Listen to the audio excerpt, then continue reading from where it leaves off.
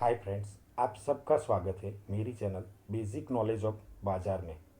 आज हम बात करेंगे एसईपी यानी कि सिस्टमेटिक इक्विटी प्लान, उसके बेनिफिट्स, उसके डिसएडवांटेजेस, उसको एसईपी का मतलब क्या होता है, वो सब हम आज के वीडियो में देखते हैं। तो एसईपी एसईपी क्या है? एसईपी एक सिस्टमेटिक इक्विटी प्लान है। इसको हम आसान भाषा में बोले तो ए एसआईपी है डायरेक्ट स्टॉक्स में। डेफिनेशन, तो डेफिनेशन में हम अपने डीमैट अकाउंट में क्वांटिटी या फिर अमाउंट के हिसाब से कोई एक स्टॉक पीरियोडिकली बाय करते हैं, उसको हम बोलेंगे एस ई पी। और एस ई पी को दूसरी भाषा में ये भी हम जान सकते हैं कि S E P S I P का छोटा भाई है, क्योंकि उसमें एस आई पी के सारे फायदे हैं और उससे ज़्यादा दो चार फायदे और है। यानी कि S E P S I P का एक छोटा भाई भी बोल सकते हैं।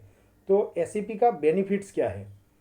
तो म्यूचुअल फंड में जो एक्सपेंसेस और चार्जेस लगते हैं, वो सारे चार्जेस इसमें नहीं लगते हैं। यानी कि उसका एक सबसे बड़ा बेनिफिट ये है कि जो रिसर्च करने की टीम म्यूचुअल फंड में होती है, जो अपना चार्ज लगाती है, ये इसमें चार्ज नहीं लगता है।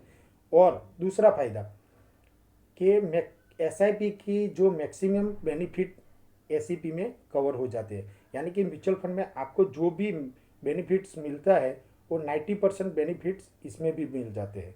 तीसरा फ़ायदा डिसिप्लिन, यानी कि हमारा जो इन्वेस्टमेंट करने का डिसिप्लिन आता है, वो एस ई पी में भी आता है। हम अपना इन्वेस्टमेंट एक डिसिप्लिन तरीके से करते हैं। Small amount for big goal, ये भी एक फ़ायदा है। यानी कि हम अपना बड़ा गोल छोटी छोटी किस्त लगा के स्टॉक में वो अचीव करते हैं, ये भी एक इसका फ़ायदा है।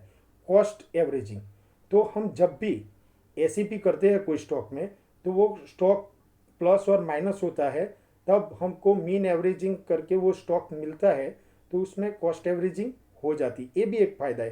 कंपाउंडिंग इफेक्ट भी एस में मिलता है। और इन सब के अलावा म्यूचुअल फंड के अलावा कौन सा एक बेनिफिट हमें मिलता है? तो डिविडेंड, बोनस और स्प्लिट का बेनिफिट हमें मिलता है। हमने जो स्टॉक सिलेक्ट किया है, वो स्टॉक अगर डिविडेंड देता है, बोनस देता है और स्प्लिट देता है, तो उसका बेनिफिट हमें एस में मिलता है। और एक बात, अभी सारे डीमेट अकाउंट प्रोवाइडर एस की फैसिलिटी प्रोवाइड करते हैं, तो उसमें आप स्टॉक सिलेक्ट करके अपना अमाउंट या क्वांटिटी फिक्स करके आप एस करवा सकते हैं। तो डिसएडवांटेजेस क्या है?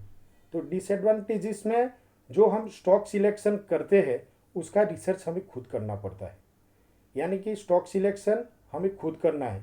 दूसरा डिसएडवांटेज कि जो हमें म्यूचुअल फंड में टैक्स बेनिफिट मिलता है, वो टैक्स बेनिफिट हम एस में नहीं ले सकते। और तीसरा डिसएडवांटेजेस है कि डाइवर्सिफिकेशन, यानी कि हम जो स्टॉक लेते हैं, वो कोई एक स्टॉक 1 साल तक 2 साल तक लेते हैं, तो उसमें डाइवर्सिफिकेशन नहीं होता है, वो हमें खुद करना पड़ता है। यानी कि डिसएडवांटेजेस हमने देख लिए, लेकिन उसको हम किनारे करते हुए देखें तो मेरी कुछ एडवाइजेस है एस में। यानी कि आपको जो स्टॉक सिलेक्ट करना है, आप एस करवाना चाहते हैं, तो एस का स्टॉक हमेशा निफ्टी 50 का ही होना चाहिए, और ज़्यादातर वो उस सेक्टर का मार्केट लीडर होना चाहिए। आपको हर साल स्टॉक चेंज करते रहना है।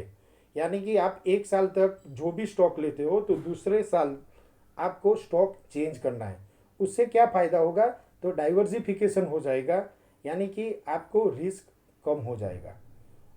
तीसरा मेरी एडवाइस है कि आप कभी भी इसमें स्मॉल कैप और माइक्रो कैप के स्टॉक सिलेक्ट नहीं करोगे। और हमें ध्यान रखना है कि डिविडेंड जो आता है, उसको हम री इन्वेस्ट करें, उसमें कुछ पैसे लगा के और ज़्यादा वो स्टॉक बाय करें। ये मेरी एडवाइस है कि आप ये एडवाइस आप फॉलो करोगे एस में, तो आपको ज़्यादा मुनाफा होगा। और मेन, कभी भी उस स्टॉक में लॉस होता है तो एस स्टॉप नहीं करनी है। एस आप स्टॉप करोगे तो आपको एवरेजिंग नहीं मिलेगा, उसका फ़ायदा आपको नहीं मिलेगा। एक फैक्ट है कि लास्ट 3 ईयर में अगर आपने निफ्टी 50 के मार्केट लीडर स्टॉक में आपने पैसा लगाया होता, तो आपको लॉस नहीं होता, आप 30 से 40% का मुनाफा लेके बैठे होते। और दूसरा एक फैक्ट है कि ओवरऑल ये सबसे बढ़िया और बेस्ट इन्वेस्टमेंट टूल है। तो मेरी एडवाइस है कि आप कोई अपने एक गोल के लिए एसईपी चालू करवाए। वो 1,000 रुपये से हो सकती है, 2,000 से हो सकती है, 10,000 से हो सकती है। और एक ध्यान रखना कि उसमें आप निफ्टी 50 का मार्केट लीडर स्टॉक सिलेक्ट करोगे। तो एसईपी आज हम बेसिक नॉलेज हमने बात की। Please subscribe my channel. ये वीडियो अच्छा लगे तो ही मेरा चैनल सब्सक्राइब करना, अदरवाइज मेरा चैनल सब्सक्राइब मत करना। Stay home, stay safe.